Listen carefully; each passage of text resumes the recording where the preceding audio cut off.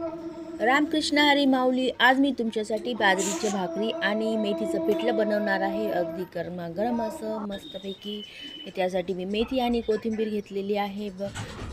मिरची आणि लसूण कुटून घेतलेला आहे. हे पहा, कढईमध्ये तेल टाकलेलं आहे 2 चमचे. तेल तापलेलं आहे, त्यामध्ये जिरं ॲड केलेलं आहे. लसूण आणि मिरची हे आपण टाकलेलं आहे. त्यानंतर कांदा हे सगळं फ्राय केलं छानपैकी.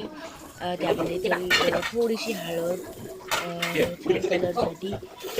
त्यानंतर टोमॅटो आपल्याला सगळं मिक्स करून घ्यायचं आहे. त्यानंतर मेथी, थोडीशी कोथिंबीर आहे त्यात, हे हलवून घ्यायचं आहे. हे पहा.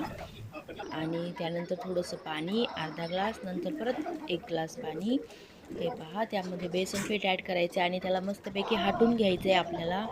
हे पहा, हटून घेतलं आहे आपण. आपलं पिठलं रेडी झालेलं आहे, हे बघू शकता तुम्ही. त्यानंतर मग बाजरीची भाकर, तवा ठेवलेला आहे. ही भाकर आपण आपली रेडी केलेली आहे. बाजरीची भाकर टाकून घेऊया. थोडीशी जाडसर केलेली आहे. सासऱ्यांना खायची होती, त्यांना अशी कडक भाकर नाही चालत, थोडी जाड केली आहे मी. ही बाजरीची भाकरी आणि पिठलं.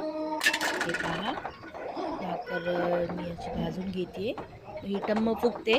एकीकडून थोडीशी हवा गेली याची, थोडीशी भाकरीची. हे पहा, अगदी भारी झालेलं आहे आपलं पिठलं आणि भाकरी रेडी.